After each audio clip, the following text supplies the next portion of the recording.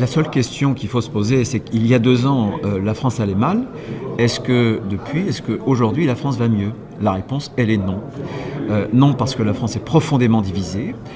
Emmanuel Macron a voulu sortir du clivage droite-gauche, mais il a, si j'ose dire, revitalisé un clivage beaucoup plus conflictuel entre le haut et le bas, entre le peuple et les élites. Et ça, c'est hautement conflictuel. Et puis, le bilan. Le bilan, il est aussi une politique qui, non seulement est perçue comme profondément injuste, mais qui ne produit pas de résultats. Puisque la croissance a baissé. On était à 2,3 il y a 2 ans, et on est désormais en 2019 à 1,4. On occupe le 25e rang européen pour le chômage. L'investissement a chuté.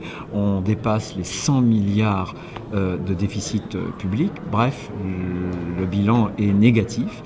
Et aujourd'hui, on peut indiquer que la politique menée par Emmanuel Macron et par son gouvernement ne produit pas de résultats. Et lors de son élection, on avait l'impression que les planètes étaient alignées pour lui.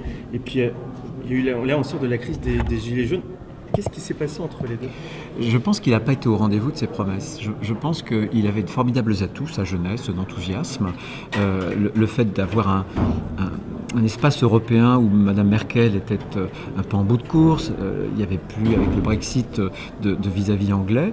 Mais il a gâché, je trouve, ses atouts par une attitude qui était souvent beaucoup trop arrogante.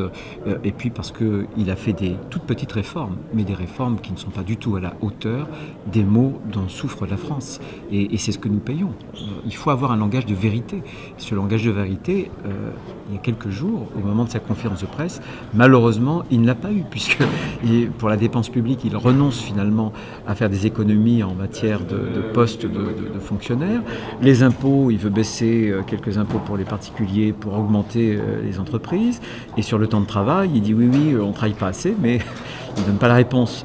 Donc il y a un petit problème, il met les soucis, les grands sujets sur la table, mais aussitôt, il les glisse sous le tapis.